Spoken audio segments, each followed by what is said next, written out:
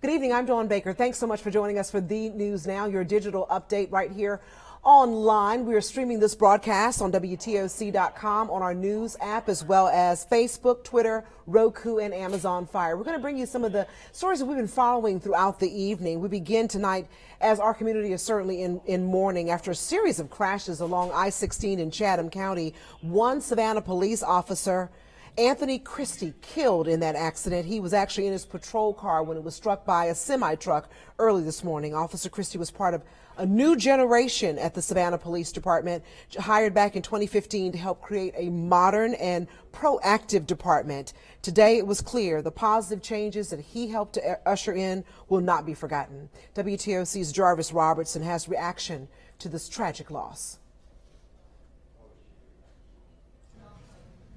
Good afternoon, digital friends. It's a sad day here in Savannah. One of the Savannah police officers, was killed around 3:20 this morning while responding to a crash on I-16. That officer, his name is Anthony Christie. Unfortunately, he leaves behind a wife. Her name is Nicole. Now, coming up on the news at 5 and 6, you're going to hear more from police as they're continuing to move forward, and also the 200 Club of the Coastal Empire, how they're helping out with this family.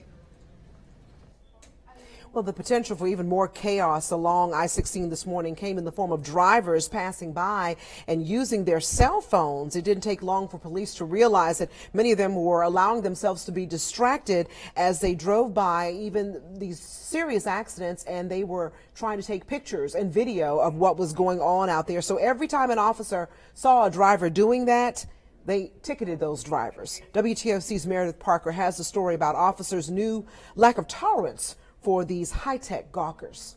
First responders working 3 crash sites on I-16 Friday morning, all sparking from the first wreck where a vehicle was driving down the wrong way of I-16 and hit another car head-on. A witness driving for Uber says he swerved and barely missed the car. You see a lot of headlights. You don't know which side of the highway is on yet. So as I was getting closer to it, I realized it was coming straight at me. So I got over. And all I could think was, that's an accident. The second crash turned deadly when a Savannah police officer was struck in his car while detouring traffic. The Savannah Uber driver says he had no idea that what he saw would cause such an impact on this community. You know, it's bad that the police officer had to go. You know what I'm saying? Because he was just doing his job. And he was brave enough to do his job. The 3 crashes all happening within 1 mile of each other. The third wreck sent a driver to the hospital with critical injuries. That's when Pooler police put their foot down against distracted driving.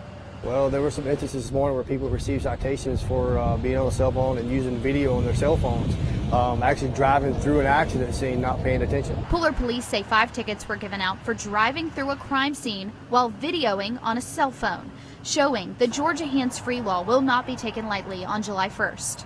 What they were cited for this morning is what we call failure to use due care. Basically, they're not paying attention to where they're going. In the case this morning, you know, we've got drivers driving through a crash scene, officers out on the crash scene, fire department, EMS personnel, and it can be a dangerous time. So what we ask is, you know, you pay attention. And unfortunately, we had some drivers this morning that were not doing that.